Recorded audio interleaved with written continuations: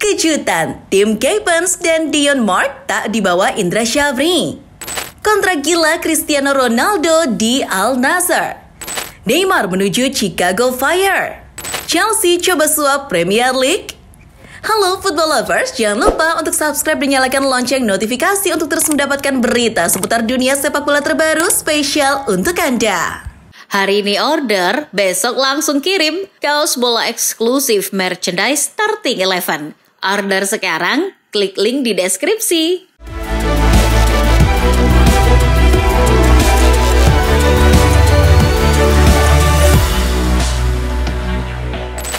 Dari hasil laga babak 16 besar Copa del Rey, Barcelona sukses melangkah ke babak 8 besar setelah menang besar dengan skor 5-1 saat menghadapi Real Betis.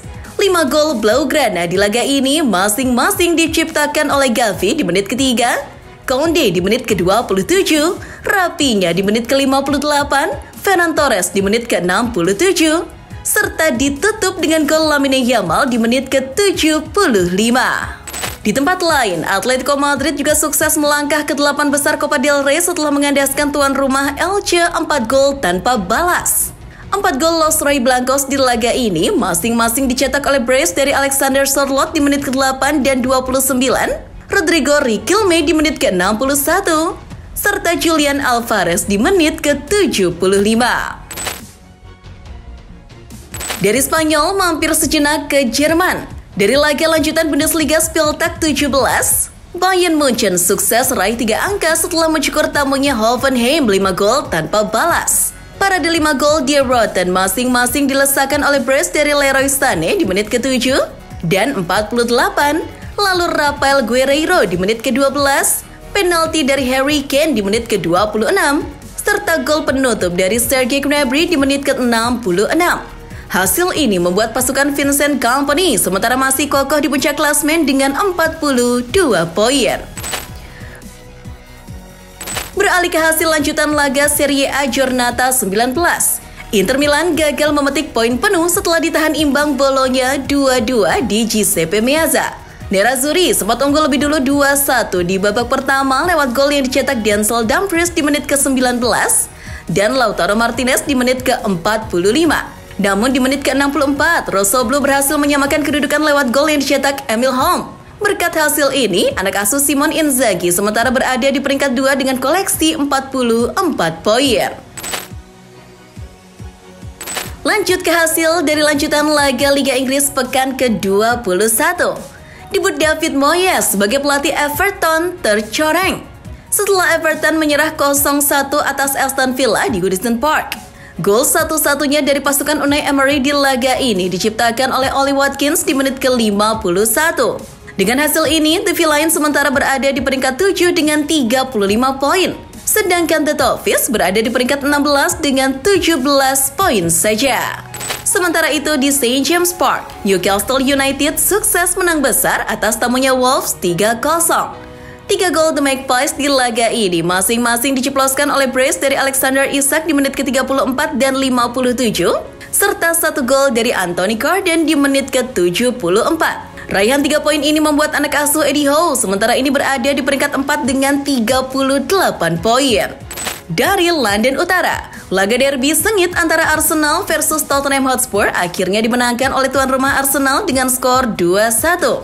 Meski tertinggal dulu lewat gol dari Son Heung-min di menit ke-25, namun The Gunners berhasil comeback lewat gol bunuh diri Dominic Solanke di menit ke-40, serta Leandro Trossard di menit ke-44.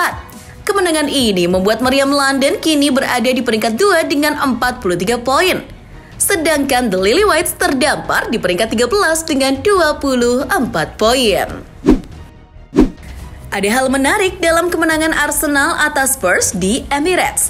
Dilaporkan oleh The Sun, sebelum laga derby itu dimulai, The Gunners memberi penghormatan khusus kepada bintang mereka yang mengalami cedera ACL, yakni Gabriel Jesus. Semua pemain The Gunners di lapangan terlihat mengenakan jersey khusus bertuliskan Gabriel Jesus dan bernomor punggung 9. Jersey itu juga disertai dengan kata-kata di bawahnya yakni Stay Strong Gabby. Tak hanya itu, penghormatan bagi Yesus juga diperlihatkan lewat sebuah mural yang dibuat di luar Stadion Emirates oleh seorang seniman bernama North Banksy. Kabar berikutnya masih datang dari London. Menurut laporan Mirror, Chelsea pada Rabu 15 Januari telah mengadakan perundingan dengan pihak Premier League untuk menyelesaikan masalah finansial yang dialami selama kepemilikan Roman Abramovich. Masalah ini terkait dengan pembayaran rahasia terkait transfer yang dilakukan Abramovich saat jadi pemilik klub. Chelsea mengadakan perundingan ini bertujuan agar mereka tidak terkena pengurangan poin. Hasil perundingan tertutup pihak The Blues dan Premier League ini akan disampaikan sebelum akhir bulan Maret. Sementara itu, kabar dari Spanyol, Relevo melaporkan bahwa Real Madrid telah mengundurkan diri dari pengejaran Trent Alexander-Arnold pada bursa transfer Januari ini. Keputusan tersebut sudah resmi disepakati oleh manajemen El Real. Meski tidak menutup kemungkinan, pada akhir musim nanti El Real akan coba membidiknya lagi. Operasi transfer Arnold di bulan Januari ini gagal karena beberapa alasan. Di antaranya adalah keengganan pihak manajemen The Reds soal harga, serta desakan fans yang menginginkannya bertahan paling tidak sampai akhir musim untuk membantu tim meraih berbagai gelar. Masih dari Spanyol, ESPN melaporkan bahwa pelatih Real Madrid Carlo Ancelotti pada hari Rabu 15 Januari telah bertemu dengan CEO klub Jose Angel Sanchez. CEO memanggil secara khusus Ancelotti untuk membahas keadaan tim menyusul kekalahan 5-2 oleh Barcelona. Meski pihak El Real mengaku itu adalah sebuah pertemuan rutin, namun menurut beberapa sumber internal lain, ada beberapa hal evaluasi yang disampaikan CEO pada Ancelotti. Selain evaluasi, pertemuan itu juga membahas soal operasi transfer El Real di bulan Januari ini yang sampai sekarang belum terwujud. Sementara itu, di tempat lain, Presiden Barcelona Joan Laporta secara mengejutkan mengatakan pada media sport bahwa dirinya mengucapkan rasa terima kasihnya pada Florentino Perez dan Real Madrid. Laporta berterima kasih karena Perez dan Real Madrid mendukung Barcelona dalam kasus pendaftaran Olmo. Laporan menganggap Real Madrid tidak seperti klub-klub lain yang menentang pendaftaran ulang Olmo. Menurut Laporta, pihak El Real telah mengambil sikap netral. Suasananya sangat harmonis dengan Florentino. Perez tahu bahwa kami telah mengatur segalanya dengan baik terkait masalah pendaftaran. Kita beralih ke kabar dari sepak bola Italia. The Sun melaporkan bahwa Napoli yang baru saja kehilangan Vicha Kvaratskhelia langsung ikut dalam perburuan mendapatkan Marcus Rashford yang sebelumnya telah dibidik oleh AC Milan. Situasi Milan yang kemungkinan susah mendapatkan Rashford pasca Noah Okafor gagal pindah ke Leipzig coba dimanfaatkan oleh Conte dan Direktur Olahraga Giovanni Mana. Rashford dianggap cocok menempati posisi penyerang sayap kiri pengganti Kvaratskhelia. Soal skema transfer, Partenope sama dengan Milan, yakni opsi peminjaman hingga akhir musim. Sementara itu dari Arab Saudi, tersiar kabar bahwa Neymar dilaporkan akan segera hijrah ke MLS pada bulan ini. Foot Mercato melaporkan bahwa bintang Al Hilal itu telah ditawari kontrak bernilai fantastis selama 2 tahun oleh klub MLS Chicago Fire. Pihak Neymar dan Chicago Fire dilaporkan masih berunding soal kesepakatan gaji dan sebagainya. Neymar sendiri dilaporkan tertarik hijrah ke MLS sebagai tujuannya memanaskan mesin jelang Piala Dunia 2026. Sebab Neymar sangat ingin tampil lagi di ajang tersebut bersama timnas Brazil. Lain halnya dengan Neymar yang akan hijrah dari Arab Saudi, Cristiano Ronaldo yang juga akan habis kontrak akhir musim ini justru ditawari kontrak baru fantastis oleh Al Nassr. Goal melaporkan bahwa CR7 akan menjadi pemain dengan gaji termahal di dunia karena akan mendapatkan sekitar 550.000 euro per hari atau sekitar 9 miliar rupiah per harinya. Atau kalau dihitung per musim, CR7 akan mendapatkan gaji 183 juta euro. Kabarnya jika CR7 menerima tawaran kontrak ini, ia juga akan mendapatkan kepemilikan saham minoritas Al Nassr sebesar 5%. Hal ini murni ditunjukkan oleh manajemen Al Nassr sebagai buah kepercayaan mereka pada kepemimpinan dan komitmen CR7 terhadap tim. Dari Arab Saudi beralih ke Belanda. Tersiar kabar bahwa pemain timnas Indonesia yang membela FC Twente, Miss Huljers, dilaporkan akan absen cukup lama akibat cedera yang diderita.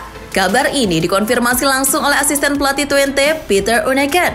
Huljers mengalami cedera saat menjalani laga tandang di Europa League melawan Olympiakos. Meski sedang menjalani pemulihan intensif, pihak klub belum bisa memastikan kapan Huljers bisa kembali ke lapangan. Hal ini tentu menimbulkan kekhawatiran bagi timnas Indonesia. Sebab Hallchurch harus secepatnya pulih dan kembali merumput agar bisa mendapatkan panggilan Clifford di bulan Maret nanti. Kabar kurang mengenakan juga terjadi di Timnas Indonesia U20. Dua pemain keturunan yang sudah bersalaman dengan Erick Thohir yakni Tim Gaypens dan Dion Mark dipastikan tidak masuk dalam 47 nama pemain Timnas U20 yang dipilih oleh Indra Syafri untuk Piala Asia U20 2025. Gaypens dan Dion tidak akan dibawa karena proses naturalisasi mereka belum selesai. Anggota Exco PSSI Arya Sinulinga beberapa waktu lalu juga sudah memberikan sinyal bahwa dua pemain tersebut sulit bergabung di ajang Piala Asia U20 2025. Menurutnya, dengan batas waktu pendaftaran bulan Januari, maka Gaypens dan Dion belum bisa diproses tepat waktu. Pada hari Selasa 15 Januari, Premier League telah resmi mengumumkan bahwa 20 klub Liga Inggris tidak ada yang didakwa atas pelanggaran aturan laba dan keberlanjutan atau PSR selama kurun waktu 2021 hingga 2024. Menurut laporan Sky Sport, laporan keuangan klub yang dikirimkan pada 31 Desember lalu sudah diperiksa secara tuntas oleh pihak Premier League. Artinya semua klub Liga Inggris termasuk yang diisukan akan kena hukuman seperti Everton, Nottingham maupun Leicester telah memenuhi aturan laba dan keberlanjutan atau PSR selama 3 musim beruntun. Kabar lainnya datang dari Everton yang punya pelatih baru David Moyes. Tribal Football melaporkan bahwa Moyes telah mengkonfirmasi bahwa ia akan dibantu oleh 3 asisten pelatih yang akan mendampinginya di lapangan. Ketiga asisten tersebut adalah Leighton Baines, Billy McKinlay, dan Alan Irvine. Baines tempat jadi pelatih interim di laga melawan Peterborough. Sebelumnya adalah pelatih Everton Under 18. Sementara McKinlay dan Irvine adalah dua mantan asisten Moyes ketika menangani West Ham. Ketika mengkonfirmasi stafnya, pelatih berjuluk The Chosen One itu mengatakan bahwa ia hanya ingin bekerja dengan orang yang telah ia kenal dan percayai. Sementara itu dari London tersiar kabar bahwa pelatih West Ham Graham Potter telah membidik calon rekrutan pertamanya yakni Evan Gerrard dari Nice. Menurut laporan Daily Mail, striker 23 tahun asal Pantai Gading itu dipilih Potter karena kehadirannya dibutuhkan sebagai tukang tombak timnya setelah Niklas Füllkrug cedera. Menurut laporan, pihak manajemen The Hammers telah mengajukan tawaran sebesar 20 juta pound ke pihak Nice. Pihak Nice disebut juga akan segera mempertimbangkan tawaran menggiurkan tersebut, meski sang pemain masih terikat kontrak hingga 2028. Masih kabar dari London, gelandang Arsenal Jorginho dilaporkan media Brasil Globo akan direkrut oleh klub Liga Brasil Flamengo. Globo melaporkan bahwa Flamengo telah menjalin negosiasi dengan pihak pemain 33 tahun itu untuk kesepakatan transfer secara gratis. Kontrak Jorginho sendiri di The Gunners akan segera habis pada Juni nanti. Pembicaraan antara kedua pihak ini sedang berlangsung. Flamengo dilaporkan akan mengajukan kontrak 3 tahun kepada Jorginho. Jika tercapai kesepakatan, Jorginho akan segera menuju Brasil pada akhir musim nanti. Sementara itu, dari kabar lainnya, penyerang Liverpool Darwin Núñez dilaporkan Sporting News terancam gagal hengkang ke Al Hilal. Karena Liverpool baru saja menolak tawaran menggiurkan sebesar 70 juta pounds. Pihak The Reds mengatakan bahwa nilai tersebut masih terlalu kecil. Mereka menginginkan Núñez ditebus dengan mahar sekitar 85 juta pounds. Padahal jika Núñez disetujui gabung Al Hilal, pemain asal Uruguay itu akan menerima gaji yang cukup fantastis, yakni sebesar 400.000 pounds per minggu, atau setara 20 juta pounds per tahun. Beralih ke kabar dari sepak bola Italia, striker Juventus Dusan Vlahovic dilaporkan oleh Football Italia kemungkinan akan dilepas ke klub lain pasca si nyonya tua mendaratkan Randal Colomuani. Striker asal Serbia itu sedang didekati intens oleh Arsenal yang sedang mencari ujung tombak setelah Gabriel Jesus cedera. Pihak Bianconeri dilaporkan juga sudah terbuka untuk melepas Vlahovic ke Arsenal. Situasi kontrak Vlahovic juga jadi alasan pihak Juventus segera melepasnya. Sebab Juve akan kesulitan untuk memperpanjang kontrak pemain dengan gaji tertinggi itu musim depan. FYI, kontrak Vlahovic ini akan habis pada tahun 2026. Dari Italia pindah ke kabar dari sepak bola Spanyol, dilaporkan oleh Cadena SER, Federasi Sepak Bola Kerajaan Spanyol atau RFIF, kini namanya kembali tercoreng. Pada hari Selasa 14 Januari, Pengadilan Nasional Spanyol akan segera mengadili mantan Presiden RFIF, Angel Maria Villar, karena didakwa terlibat skandal korupsi dan nepotisme. Hakim Pengadilan Nasional Spanyol mengklaim telah menemukan bukti kuat bahwa antara tahun 2007 hingga 2017, bahwa Ángel Villar memanfaatkan posisinya sebagai presiden RFIF untuk menguntungkan putranya Gorka Villar. Ángel Villar pernah memberikan kontrak penyiaran hak siar La Liga kepada perusahaan sang anak. Bahkan menurut Hakim Pengadilan Nasional Spanyol, RFIF ketika itu mencatat kerugian sebesar 4,5 juta euro. Ini adalah untuk kedua kalinya mantan presiden RFIF tersangkut kasus setelah sebelumnya Luis Rubiales. Kabar berikutnya juga masih seputar federasi, namun kali ini dari Federasi Sepak Bola Korea Selatan atau KFA. Dilansir dari Super Bowl, telah terjadi kisruh dalam rencana pemilihan presiden KFA yang baru. Pemilihan presiden yang rencananya akan digelar 8 Januari telah dibatalkan oleh Pengadilan Distrik Seoul karena diduga tahapan pemilunya tidak transparan. Pengadilan menganggap calon petahana yang akan maju lagi yakni Chung Mong-yu terindikasi bertindak tidak adil kepada dua calon lainnya, yakni Shin Mon-sun dan Ho Jong-mo. Ketika pihak Komite Pemilihan Presiden KFA melakukan penjadwalan ulang pemilihan pada 23 Januari, kedua calon penantang Shin dan Ho menolak keras karena alasan tidak ada kesepakatan antara calon. Bahkan Shin dan Ho akan membawa kasus ini ke jalur hukum supaya Chung didiskualifikasi dari pencalonan. Tinggalkan saja kisruh tim negeri ginseng itu, kini beralih ke kabar dari sepak bola tanah air. Selasa malam 14 Januari, pelatih timnas Indonesia Patrick Kluivert diajak oleh Ketum PSSI dan Exco bertemu dengan PT Liga Indonesia Baru atau LIB dan bos-bos klub Liga 1 di Hotel The Saint Regis. Perwakilan dari tim-tim Liga 1 yang ikut hadir antara lain Arthur Irawan dari Persik Kediri, Ponario Asaman dari Borneo FC, sampai Yoyo Sukawi dari PSIS. Lewat video di Instagram pribadinya, Erick Thohir menceritakan garis besar pertemuan tersebut. Pada pertemuan itu, Kluivert belak-belakan menyatakan pentingnya simbiosis mutualisme dengan para pelatih Liga 1. Kluivert yang saat itu didampingi Jenny Lansat mengaku sangat membutuhkan sinergitas dengan para pelatih Liga 1. Beralih ke kabar lainnya, Timnas Indonesia U17 besutan Coach Nova Arianto kini sedang sibuk menggelar latihan guna persiapan Piala Asia U17 2025 yang akan digelar di Arab Saudi pada bulan April mendatang. Di bulan Januari ini, tim asuhan Coach Nova itu sedang menjalani pemusatan latihan di Bandung.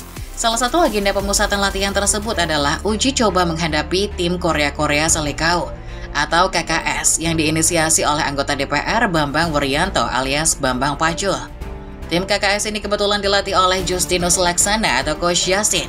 Laga uji coba itu rencananya akan digelar pada hari Jumat 17 Januari mendatang di Bandung.